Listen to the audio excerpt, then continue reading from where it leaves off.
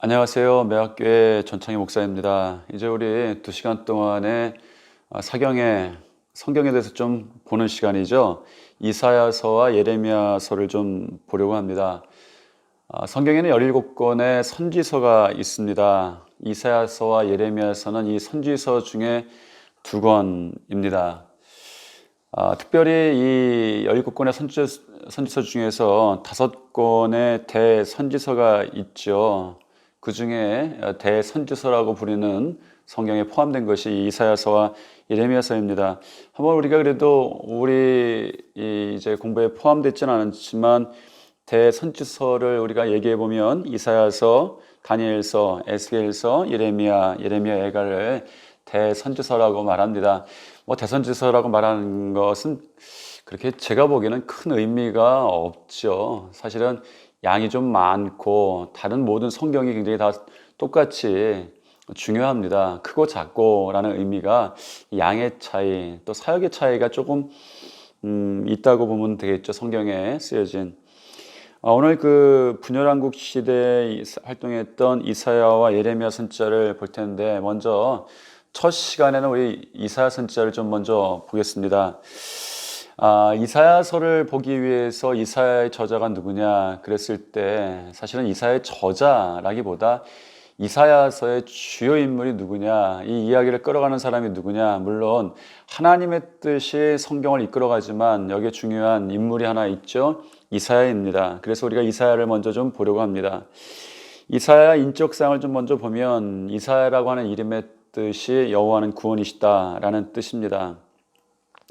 히브리어로 구원이라는 뜻의 예샤와 여호와라고 하는 뜻의 야후가 합성된 말입니다. 그래서 여호와는 구원이시다. 구약에서의 성경의 이름, 그 인물들의 이름은 굉장히 중요한 부분들을 차지할 때가 많습니다. 거의 대부분 그렇다고 보아야 되죠. 거기에 그 사람의 인생이 담겨 있을 때도 많고 하나님의 뜻이 담겨 있을 때도 많습니다. 이사야 선지자 여호와는 구원이시다. 간단하죠. 이사야서는 하나님의 구원에 대한 이야기다, 이렇게 생각하면 될 것 같습니다. 이건 조금 이따가 좀 말씀을 더 드리겠지만, 이사야서를 구약의 복음서다, 이렇게도 이야기를 합니다. 그의 출생 연도는 정확하지는 않습니다. 굳이 이제 따지고 보자면 기원전 760년경에 예루살렘에서 출생했을 것으로 추측은 합니다. 이사야가 남유다의 왕실과 연관되어 있는 귀족, 왕족 내지는 귀족이다, 이렇게 추정이 되는데요.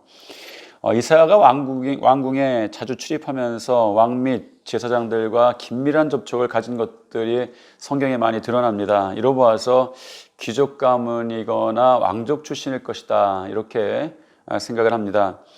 유대의 전승에 따르면, 성경의 이야기는 아니지만 유대의 전승에 따르면 그는 우시야 왕의 사촌이었을 것으로 그렇게 전해지기도 합니다.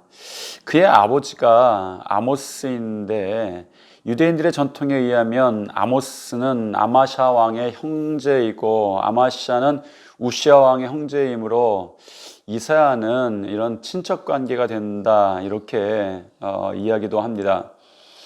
어쨌든 이사야는 예루살렘 도성에서 태어난 사람이고 문화인이었고 도시인이었고 적어도 귀족 출신일 것으로 생각하고 부유한 환경에서 교육받고 자라났을 것으로 생각을 합니다. 여선지인 아내와 또 2 아들이 있었습니다. 이 2 아들 이름이 좀 남다릅니다. 첫째 아들은 남은 자는 돌아올 것이다 라는 뜻을 가진 스알야습입니다. 이사야서의 중요한 그 신학 가운데 하나가 남은 자인데, 그 사상이 첫째 아들의 이름을 통해서도 나타나는 것이죠. 이 둘째 아들의 이름은 성경에서 가장 긴 이름을 가지고 있습니다. 마헬 살랄 하스바스. 마헬 살랄 하스바스. 좀 어렵죠. 깁니다. 전리품으로 번영한다 라는 뜻을 가지고 있습니다. 유다 대적들의 급속한 파멸을 뜻하면서 이런 이름의 뜻이 사용됐을 것이다, 이렇게 사용이 됩니다.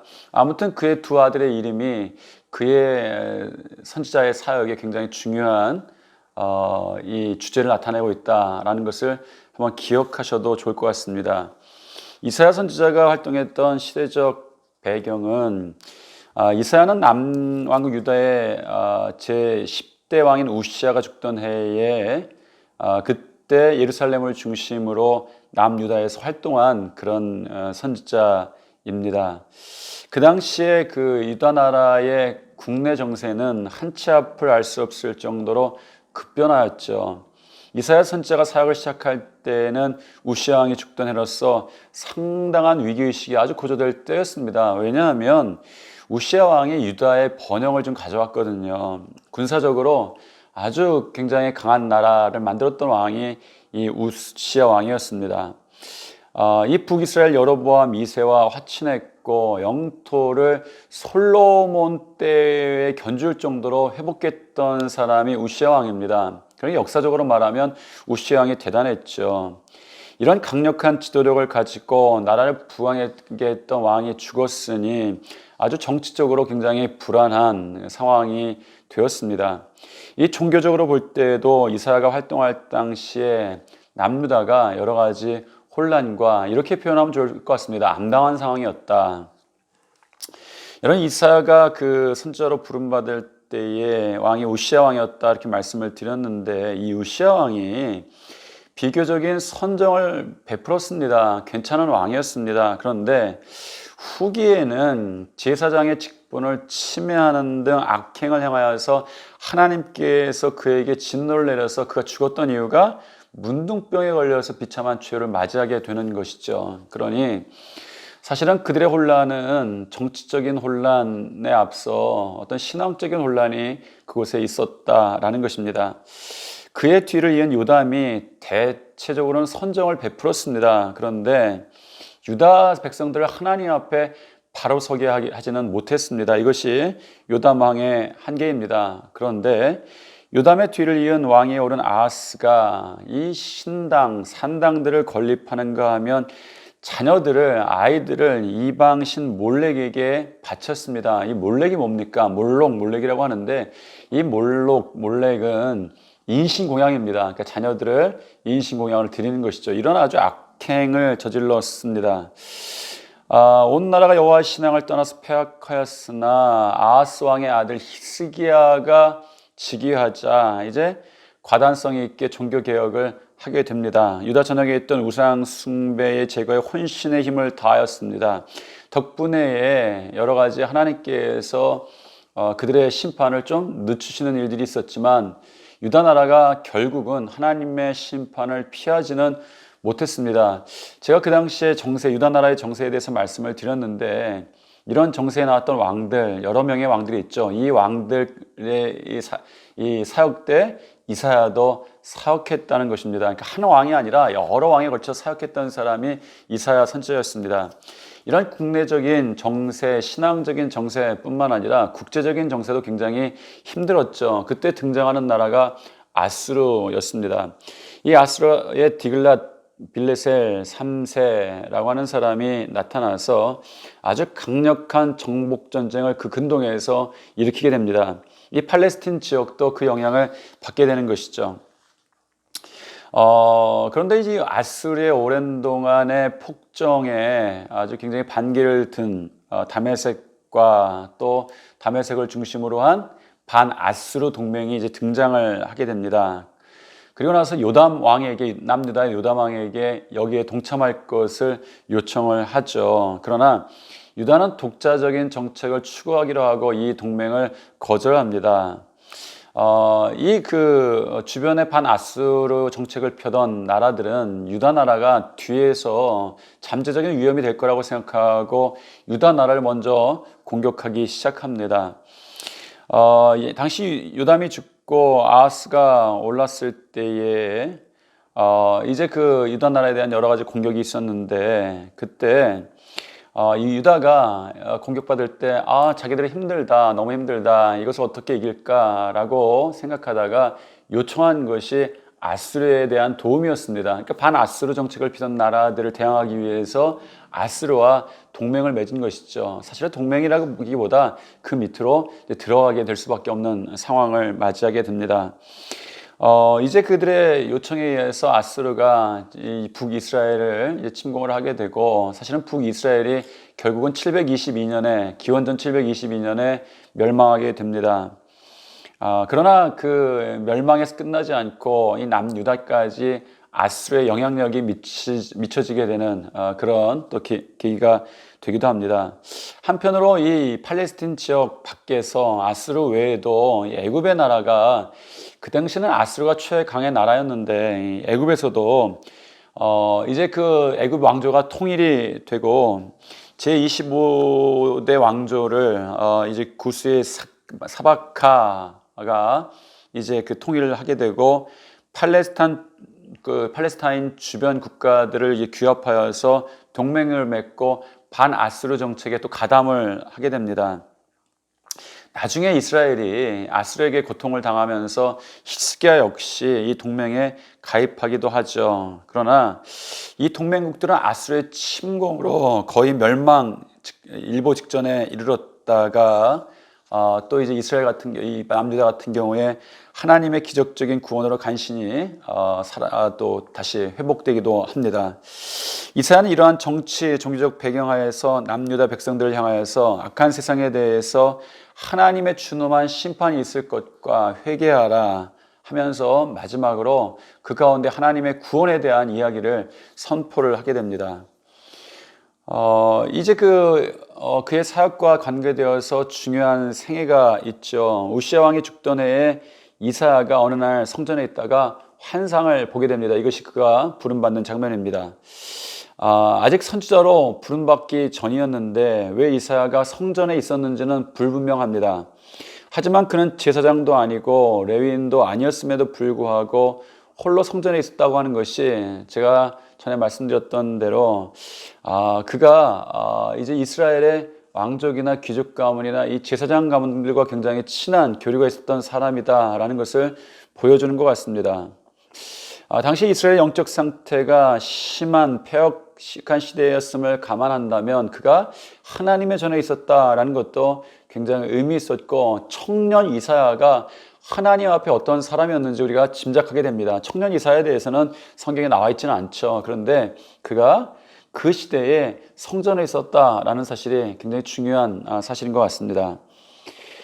이사야는 잠들지 않고 깨어 있었던 사람이다, 이렇게도 표현합니다. 이사야는 보좌 앉으신 거룩한 주님의 모습과 주를 찬양하는 스랍들의 모습, 그리고 천지를 울리는 천사들의 찬양과 환상 소리 가운데에 두려움에 떨게 되고 고박하게 됩니다. 왜냐하면 하나님의 영광을 자기가 직접 목격했기 때문이죠. 이렇게 말합니다. 화로다, 나여 망하게 되었도다. 나는 입술이 부정한 사람이요 입술이 부정한 백성 중에 거하면서 만군의 여호와이신 왕을 배웠음이로다. 그에게 하나님을 뵌다고 하는 것이, 부정한 인간이 하나님을 뵌다는 것이 굉장히 어려운 일이었고 굉장히 불가능한 일이었고, 그래서는 안 된다, 이런 생각이 있었던 것이죠. 이것은 이사야 생각뿐만 아니라 그 당시에 신앙을 가진 사람들, 그러니까 하나님 여호와 신앙을 가진 사람들의 공통적인 생각이었습니다. 인간이 하나님의 거룩을 직접 대면한다는 것은 용납될 만한 것이 아니었죠. 그러자 한 스랍이 제단 숯불을 가져와서 이사야의 입에 대며 부정한 입술이 깨끗하게 되었다고 선포를 해줍니다. 그리고 이사야서의 그 8절 이하에서, 6장 8절 이하에서 보면 이사야가 하나님의 음성을 듣고 자발적으로 소명에 순종함으로써 남유다 백성의 완고함을 책망하라는 하나님의 사명을 이제 받게 됩니다. 여기서 우리가 주목해야 될 부분이 이사야가 본 환상입니다. 6장 1절에 이렇게 시작하는데, 우시야 왕이 죽던 해에 내가 본즉 주께서 높이 들린 보좌에 앉으셨는데 옷자락은 성전에 가득하였다. 이게 이제 그 환상의 시작이었죠. 이사야는 그 영광이 온누리에 충만한 만군의 주 여호와의 모습을 환상 속에서 보았던 것이죠. 이 경험이 그가 가졌던 틀을 완전히 깨버렸습니다. 어떤 틀이었습니까?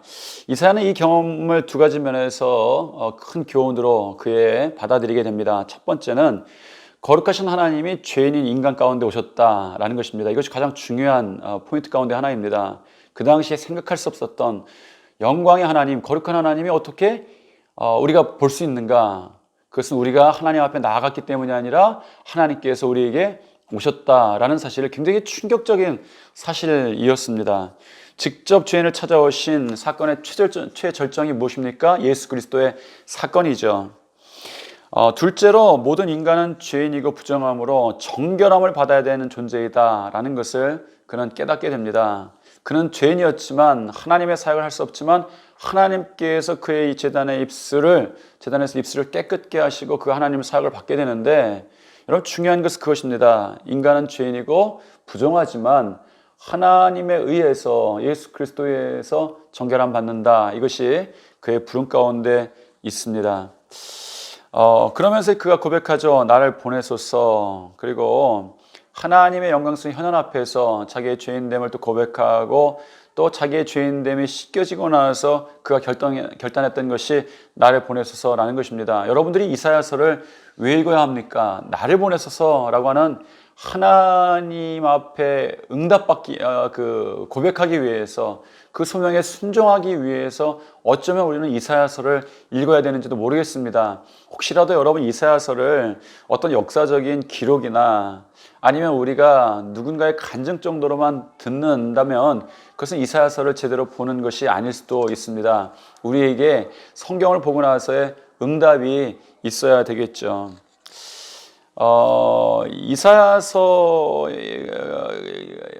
이사야서에서의 나타난 이사야 선지자의 모습을 보면 그에게 구속사적 지위, 이런 것들에 대해서 한번 또 보아야 될 필요가 있는 것 같습니다. 이사야 선지자는 사실 구속사적 지위, 이거 제가 표현했는데요. 구속사적 위치에서 굉장한 중요한 역할을 감당했다. 이렇게 표현해도 괜찮을 것 같습니다. 이스라엘에게 미래에 대한 예언과 또 동시에 죄를 돌이켜서 하나님께 돌아오도록 촉구하기 위해서 하나님께 소명을 받았습니다. 구속사가 무엇입니까? 죄인 가운데에 하나님의 구원하신 이야기인데, 그것을 하나님이 예수 그리스도를 통해서 이루시지만 그 예수 그리스도를 이루시는 것 사명을 우리도 예수님께 위탁받았음을 고백해야 합니다. 여러분, 그 이사야 선지자는 구약의 성경들 중에서 메시아에 대한 예언을 가장 많이 남긴 복음의 예언자입니다. 그래서 이사야서는 아까 말씀드렸듯이 구약의 복음서다, 이렇게 평가하기에 조금 더 부족함이 없습니다.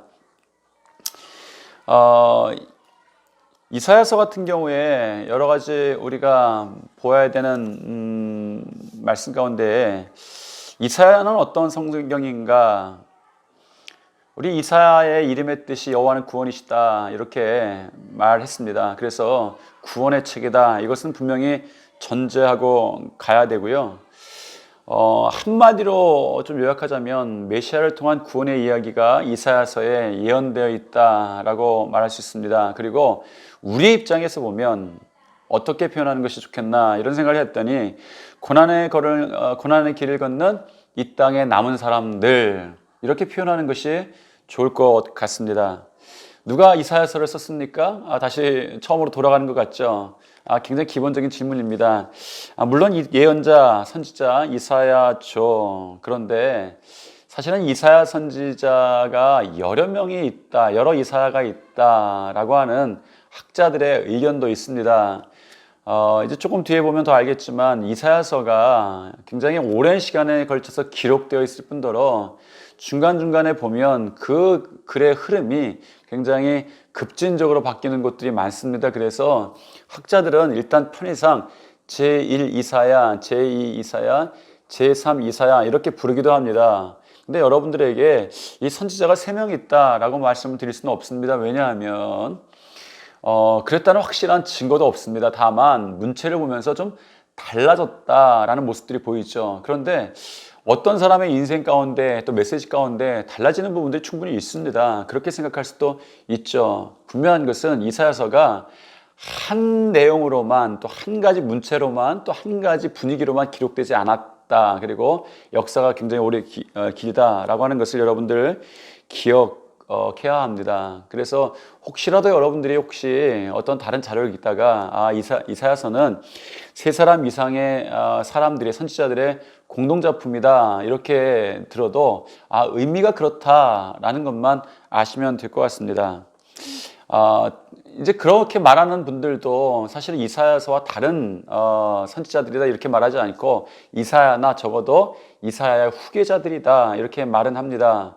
그래서 중요한 것은 성경은 우리에게 이사야 선지자의 글로 전해지고 있다는 것이고 그의 글 가운데에 분명히 분위기가 다른 한편에서는 심판을 이제 전하지만 선포하지만 한쪽에서는 또 구원을 전하는 그런 또 분위기의 글들이 있죠. 그런데 이것은 전혀 이상한 것이 아닙니다. 왜냐하면 십자가가 그런 것이죠. 십자가는 하나님의 심판이면서 사랑의 모습을 가지고 있습니다. 양면의 모습을 가지고 있죠. 그것이 전혀 다른 이야기라고 해서 십자가 안에 다른 이야기다라고 할 수는 없습니다. 십자가 안에 있는 같은 이야기, 하나님의 심판과 또 하나님의 사랑이 같이 들어있는 이야기가 십자가에 들어있다.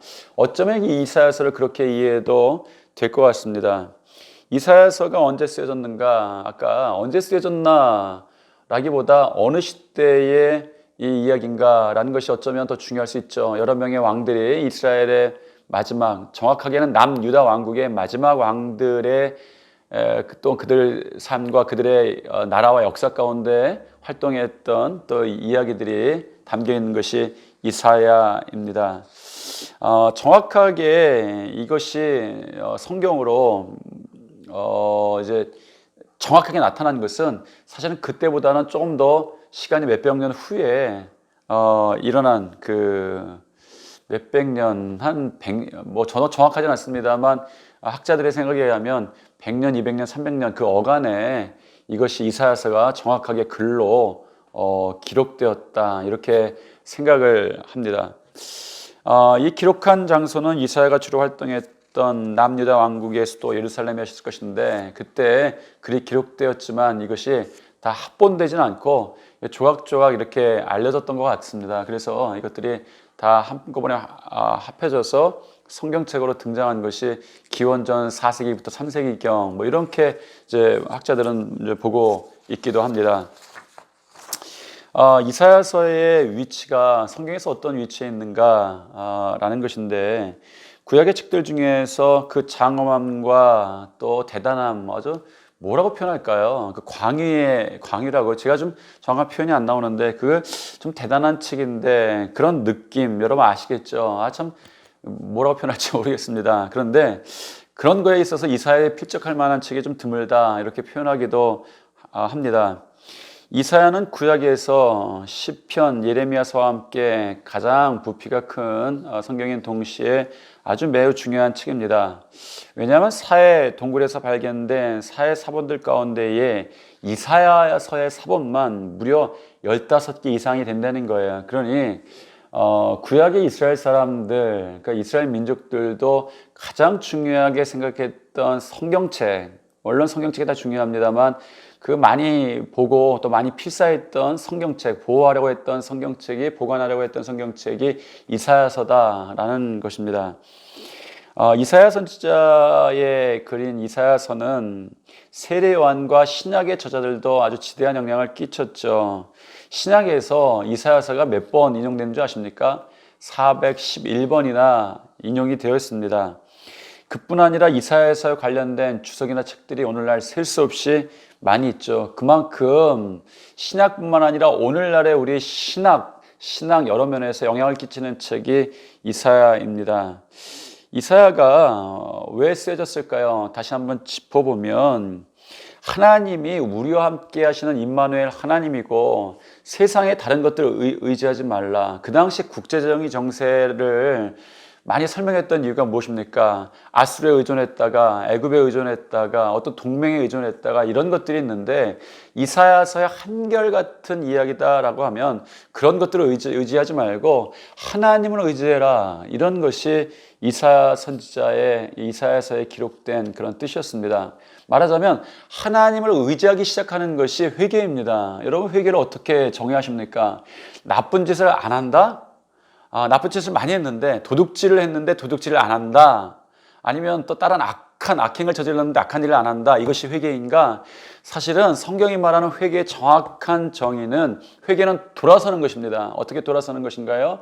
나의 방향을 악한 쪽으로 길을 걸어가다가 어느 날 내 마음속에 다시 한번 결단과 결심이 생기는 것이죠. 어떤 결단입니까? 하나님을 향해서 돌아서자. 그것이 회개입니다. 이사야 선지자 같은 경우에 이스라엘 백성들이 하나님을 떠나 여러 가지 세상의 힘을 의지하는 것을 악한 것으로 보았습니다. 그래서 하나님께 돌아오라. 너희들을 구원하실 분은 하나님이시다 라고 외치는 것이 이 이사야서의 이야기였습니다. 그래서 하나님만이 영광이 빛나는 분이고 또한 그분의 뜻에 의해서 그분의 또 성취에 의해서 메시아가 나타날 텐데 메시아를 통해서 구원받을 텐데 그걸 소망하라 라고 하는 글들이 있습니다. 그래서 이 예레미야서 그 이사야서가 신약 성경에 아주 자주 나타나 있죠. 이사야서는 특별히 그 회개하라는 말뿐만 아니라 하나님의 구원을 예언한 책이기도 합니다. 이사야서를 예언의 최고봉이다라고 이야기하죠. 얼마나 예언의 최고봉이면 신약 성경에 그 많은 숫자가 인용이 되었겠습니까? 이사야서는 구원을 노래한 구약의 복음서라고도 불리고 이사야는 구약의 사도 바울이라고 이렇게 칭함을 하기도 합니다. 왜냐하면 이 구원이라는 단어가 이사야서에서만 개역개정 기준으로 63회나 등장을 합니다. 다른 성경에 비해서 구원에 대한 이야기가 굉장히 많은 성경이 이 이사야서입니다. 장차 오실 메시아에 대해서 그 어떤 예언서보다도 생생하게 마치 예수님을 눈으로 보듯이 증언했기 때문이기도 합니다. 이사야서에 나타난 그 사역을 네 시기 정도로 분류하면 2장부터 5장은 사회 비판의 시기, 사회적 비판에 대한 이야기가 들어 있습니다. 둘째는 7장부터 9장까지 수리아 에브라임 전쟁에 대한 이야기들이 주로 있었고요. 그리고 10장에서부터 23장까지의 반아수르 동맹의 모반 시기, 그때의 남유다의 이야기를 담고 있습니다. 그리고 마지막으로 이제 이제 뒤편으로 반아수르 모반과 예루살렘의 포위, 이런 남유다의 마지막 장면을 좀 기록하고 있습니다. 이사야서의 책의 구조가 참 신기해요. 제가 계속 지금 말씀드리는 것이 구약의 복음서다. 그리고 이 이사야서가 구약의 사도 바울이다. 이렇게 표현합니다. 그런데 이사야서가 몇 권이 있죠? 이사야서가 몇 권이 아니라 몇 장이 있죠? 66장입니다. 66장인데 신기하게도 구약과 신약의 조합처럼 39장과 27장, 27장으로 이렇게 나눠집니다. 그러니까 성경이 구약이 39권, 신약이 27권인데 이 이사야서도 39장과 27장으로 그 내용이 좀 분할이 됩니다. 크게는 그렇게 분할이 돼요. 그래서 1장부터 39장은 하나님의 심판에 대한 이야기가 있습니다. 그리고 뒤에 40장부터 66장까지는 하나님의 구원에 초점을 맞추고 있습니다. 신기하죠. 그래서 이사야서가 사실은 성경책의 요약이다, 이렇게 말하시는 분들도 있습니다. 이 1장부터 39장 심판의 얘기를 이렇게 바꿀 수도 있을 것 같아요. 그것은 하나님의 준엄한 심판의 이야기고, 그리고 40장부터 66장 후반부는 위로의 메시지다. 왜 그렇습니까? 구원의 메시지긴 한데 이 하나님의 심판을 받은 사람들, 또 하나님께 신앙을 지키지만 이 심판 가운데 있는 사람들에게 구원의 말씀은 위로의 말씀이 되는 거예요. 왜 복음이 우리에게 예수님께 구원받는다라고 하는 사실이 기쁜 소식이 됩니까? 어떤 시대이든 이 구원받는다고 하는 것이, 이제 하나님의 계획이 있다고 하는 것이 우리에게 위로가 되고 소망이 되기 때문입니다. 이 심판의 메시지 전반부에서는 하나님의 말씀에 순종하지 아니함으로 거룩한 모습을 드러내지 못하는 백성들의 모습을 아주 준엄하게 지적합니다. 이렇게도 이야기합니다. 이스라엘이 행악의 종자여 행위가 부패한 자식이다. 1장 4절에 이렇게 막 아주 준엄하게 이야기합니다. 살인자들의 성읍, 이런 표현도 등장하기도 합니다. 그리고 들포도를 맺는 포도원이 되었다, 이렇게 표현하기도 합니다. 그래서 결국은 유다가 바벨론 포로로 잡혀갈 것이다, 이렇게 예고도 합니다. 그러나 하나님은 오직 한 분이신 살아계신 유일하신 하나님이시기 때문에 하나님의 목적이 실패로 끝나는 것은 우리가 상상할 수가 없습니다. 과거의 일들을 압도할 엄청난 세일을 시작하실 것이다 라고 하는 것이 위로의 메시지고 구원의 초점입니다. 그 세일이라는 것이 무엇입니까? 물론 바벨론으로부터의 포로가 해방되는 것도 포함이 되지만 그 이상의 것을 의미합니다. 하나님의 세일이란 단지 이스라엘의 국가적 회복을 이야기하는 것이 아니라 모든 민족이 하나님을 인정하고 하나님께 돌아오는 하나님 나라의 회복을 포함하는 것, 이것이 이사야 선지자가 말하는 세일, 선포하는 세일입니다. 그래서 신약 성경에서 그토록 이 이사야서를 매번 인용하는 것이죠. 그래서 이사야서에는 이제 메시아라고 하는 메시아 사상이 굉장히 중요하게 등장합니다. 사실 이사야서는 바울이 쓴 신약의 로마서나 갈라디아서처럼 의도적으로 교리적인 사실을 체계적으로 쓴 책은 아닙니다. 그럼에도 불구하고 내용적으로 볼 때에 기독교의 구원론에 대해서 아주 일목요연하게 쓰여진 책이 이 이사야서다라고 그렇게 생각해도 될 것 같습니다. 천인류의 구세주로 오시는 이 메시아가 인간의 눈으로 보기에는 연약하고 볼품이 없어 보이지만, 도살장으로 끌려간 어린 양처럼 보이지만, 우리가 치료할 수 없는, 우리가 해결할 수 없는 죄의 문제를 그분이 해결하신다라고 하는 아주 엄청난 구원의 이야기가 이 이사야서에 담겨져 있죠. 그리고 또 하나 여러분들이 이사야서에서 보아야 될 것은 남은 자 사상입니다. 이 이사야서의 중심에 남은 자 사상이 있습니다. 이제 그 하나님께서 거룩하신 나라, 하나님 나라를 회복하시는데 그 이유 가운데 하나가 남은 자들 때문이기도 하고, 또한 남은 자들을 통해서 그 일을 이루신다라는 것입니다. 이 남은 자들은 고통을 당하기도 하고 굉장히 괴로운 시절을 지나기도 합니다. 그것은 사실입니다. 역사적으로 볼 때 사실입니다. 그런데 하나님께서 이 남은 자들에 대한 계획이 분명히 있으시고 그 계획은 한 번도 변하지 않는다는 것이죠. 우리가 이 시대를 살아가면서 하나님의 계획이 우리 가운데 있음을 분명히 알아야 합니다. 우리가 하나님의 구원받은 남은 자라는 사실이 분명히 알아야 되는 것이죠. 그 남은 자들에게 주시는 위로의 메시지와 소망의 메시지가 이사야서에 담겨져 있습니다. 하나님 백성이 역사의 중심 핵이 되는 것이죠. 여러분들이 역사의 방관자나 비관자나 주변인이 되는 것이 아니라, 하나님 나라의 역사에는 우리가 지금은 포로된 것 같고 정말 어려운 시간을 지난 것 같지만, 하나님 역사는 남은 자들을 중심으로 이끌어 가시기 때문에 여러분이, 우리가 모두 다 하나님 나라의 주인공입니다. 하나님이 내 아버지시기 때문에 잘못이 있어서 우리가 어떨 때는 징계를 받기도 하지만, 하나님께서 회복과 치유를 하신다. 그리고 구원은 사실은 이미 창조하신 때부터 계획된 것입니다. 하나님의 계획이 즉흥적인 것이 아니라 우리의 계획은 처음부터 계획되어 있고 계획은 변하지 않고 계속 간다라고 하는 것이죠.